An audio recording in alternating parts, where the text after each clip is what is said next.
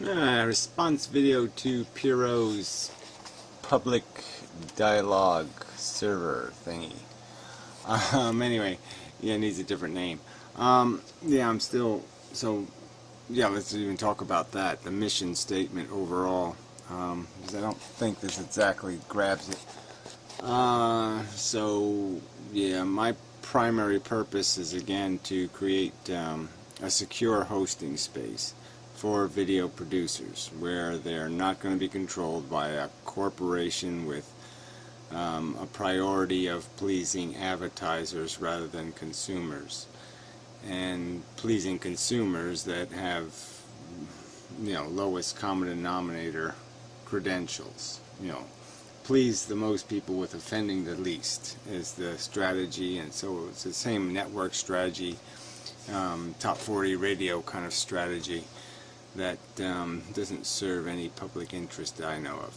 So anyway, so the idea is to create a not-for-profit, in my opinion, hosting company, basically, that would guarantee rights to publishers and impose responsibility on publishers. So publishers would be responsible for the content they publish, and there wouldn't be any other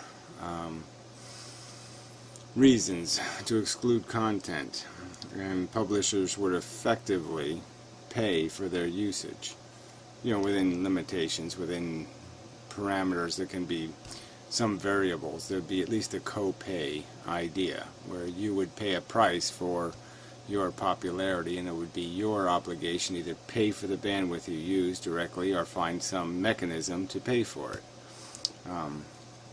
Some mechanism that we can help set up as part of a feature of, you know, a package of perks that we would hope to provide with the hosting space. So we would be providing hosting space, but we would also provide some incentive, because we would create, hopefully, a network that you know, was able to feed itself, that actually got enough eyeballs to justify its existence. So hopefully through creating some sort of debate format, and even a place for artistic style videos that would be protected, we could generate interest. And yeah, so people would have an incentive to pay to be within our local network, the first network, the primary network,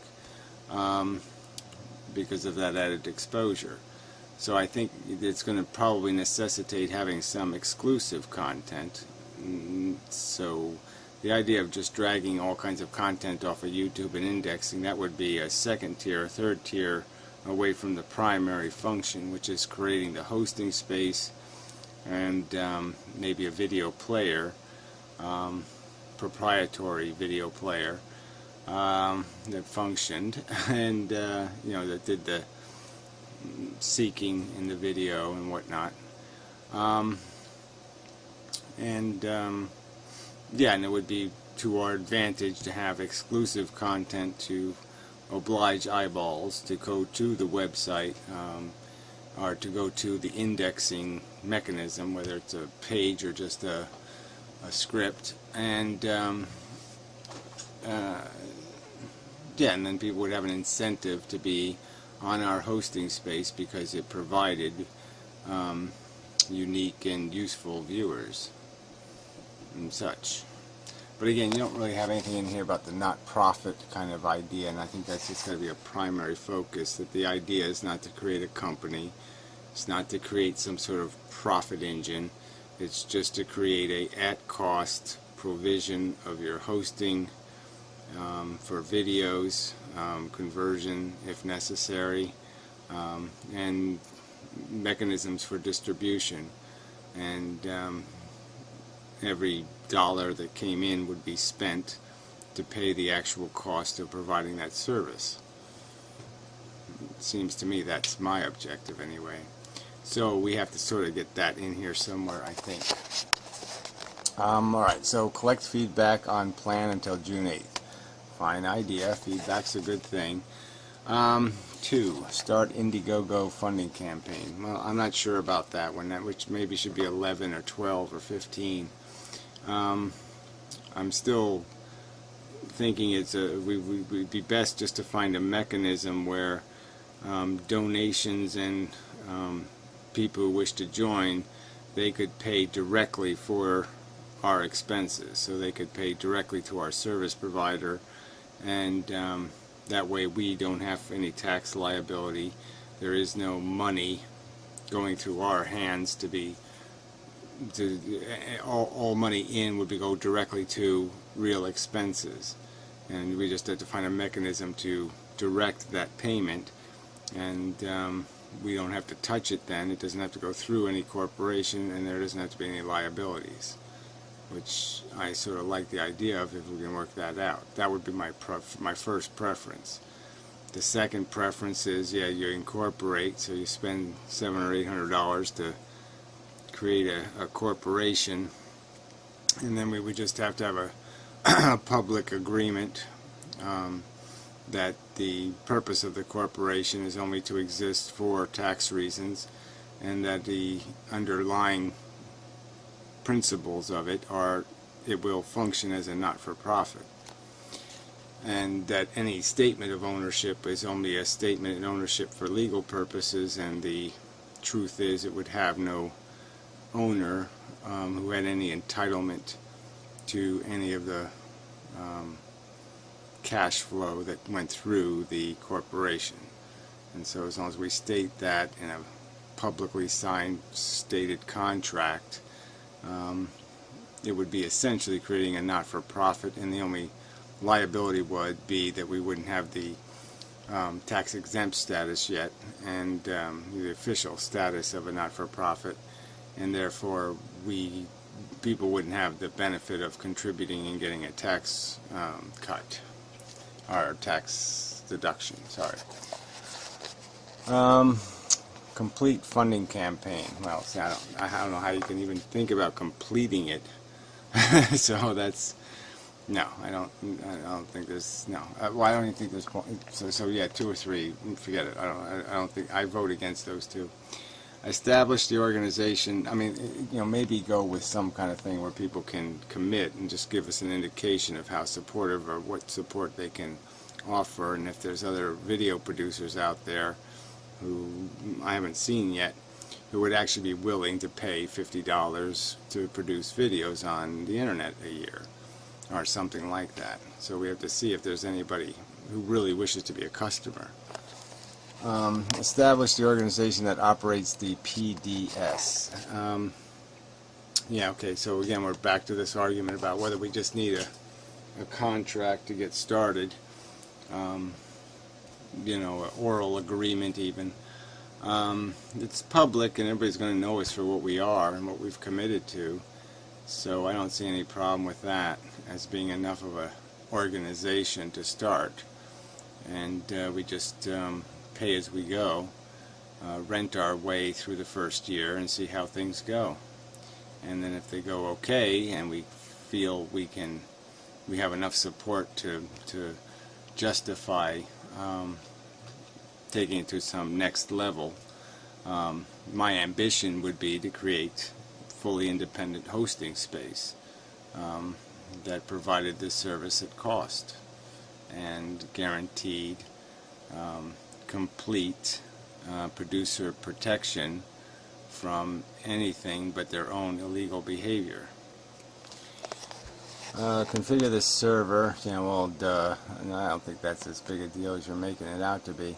But anyway, buy hosting service. Yeah. So bandwidth he's talking about there, I think, more than anything else. But that's the trick. So we're talking maybe $300 a month for bandwidth and server rental, and we could start off at that kind of rate. We could just inch our way along and see how things go. 8. Launch phase 1, a year of server life. It's too vague. But yeah, I mean, yeah, let's see if we can get it done and just figure out ways of paying for it. But I mean, there are options. I mean, like I said, as a practical matter, somebody, not naming names, could just buy a year's worth of bandwidth. Start planning for phase 2 from the start of phase 1. Well, whatever. It seems like you needed more than just like 3 things, so you just added some of these just for fun. You know, what? Wash your hands after going to the bathroom. You make that 10. So, key points. We will use co-location style service, probably. Okay, so buying a server might not be necessary. We will use SSD instead of RAID. Well, the hard drive issue is just a matter of using the solid state drives are faster and provide better access. They're more expensive and they have a lifespan, but yeah, that's the way to go. We can agree on that. The budget allows for consolidation with an attorney, consultation with an attorney to help solidify what policies can best protect fair use and copyright respectively. Yeah, I don't see any point in consulting a lawyer on copyright law. Because there is no such thing, especially for small producers. There's not enough test cases out there, and yeah, I'm confident I could offer a better opinion than an attorney, realistically. So yeah, the real issue is just understanding that the only law that does exist, which is the DMCA, and it's kind of the law you have to function under in the digital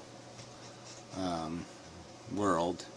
So yeah, it's a simple enough procedure, and the issues of harassment will have to be ones we work out policy for.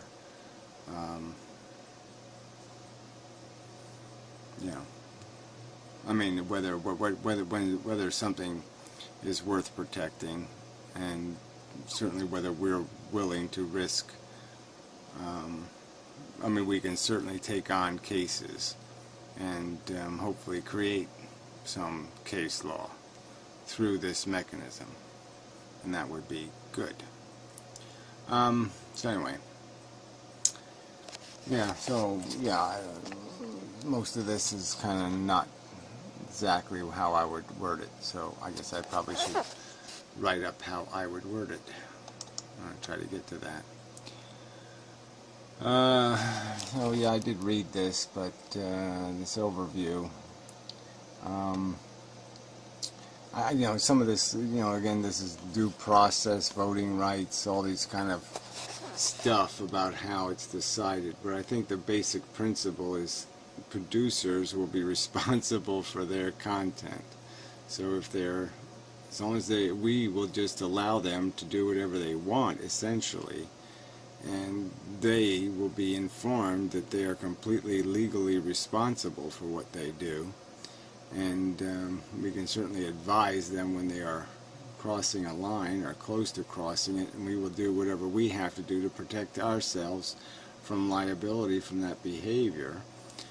I suppose there's some, I mean, I think narrowing the function of the hosting space to the purposes, which are free speech, you know, some sort of political type speech, philosophical speech, and art. So if it doesn't fit in one of those two categories, I don't see any reason to protect it. So if somebody's just stealing content and posting it on our web space, we could probably tell them that, yeah, well, they're going to have to get they're going to have to secure rights to publish. It seems reasonable. But the bottom line is, as long as the DMCA, we follow it judiciously, yeah, we are still going to be immune to liability. To-do list, you know, the machine thing again is just the issue is whether we can find a co-location place, a place that has the bandwidth and the server, and whether they will allow enough, they offer enough range of options in terms of the configuration of the server. And as long as we can find enough freedom to do the things, the specialty things related to this video streaming, then I guess we're covered. The FFPEG conversion pipeline thing. Yeah, I mean, that's stuff to be nice to have. It'd be nice to, as long as people pay for the, the computer cycles required to do that. But I think we should try to get people to upload their videos in a streamable media, already converted, pre-converted. Yeah. That's enough of a video. Sorry, I'm really tired. This is a long decade or something. Till next time, such. I'll post this on YouTube since it's sort of YouTube related and anti-YouTube video and whatnot. And to garner interest. So go to Pyro's video and then go to the link and read his crud and his stuff. And we'll see if we go somewhere from here. See where we get. Such. I don't really like this icon texty thing. Just put all the text on one page. Why all this bingle bangle? But anyway, that's another one of my personal problems.